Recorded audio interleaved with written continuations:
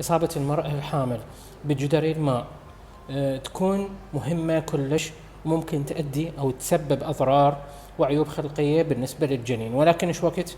بأول 20 أسبوع من الحمل فقط يكون أكو نسبة عالية من إصابة الجنين الفيروس المسبب لجدري الماء أو أبو خريان عند الأم الحامل بأول 20 أسبوع من الحمل، اللي هي تقريبا أول 4 أشهر أو 5 أشهر من الحمل.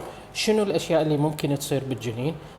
اللي هي تشوهات وعيوب خلقية بالجلد عامة، بالأطراف العليا أو السفلى، بالعين وبالفم، وكذلك ممكن بالرأس أو بالدماغ. ومن أهمها أيضا تحدد من نمو الطفل، فيجي الطفل حديث الولادة بوزن قليل جدا أو بحجم صغير جدا.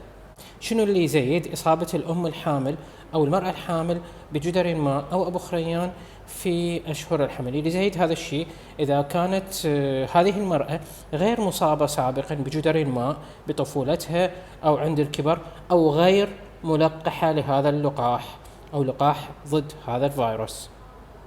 بعض الأحيان تصير إصابات للوليد حديث الولادة قبل أيام أو تقريبا قبل أسبوع من الولادة، أو الولادة أو أثناء الولادة عن طريق قناة الولادة عند الأم. إذا كانت الأم مصابة بجدري الماء في الأيام القليلة اللي تسبق الولادة، ممكن أيضا أن ينعد الطفل أو يصاب بجدري الماء أو بهذا الفيروس، واللي تسبب له أيضا إصابات بالجلد شديدة أو بالعين، ممكن تؤدي إلى العمى، أو بالرأس أو الدماغ أو بالفم، وتؤدي أيضا مرات إلى مشاكل في الأطراف العليا أو السفلى.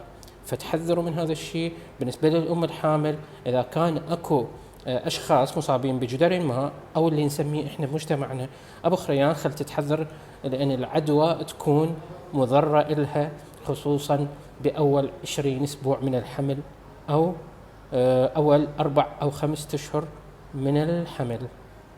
وأتمنى الصحة والسلامة لجميع الأمهات.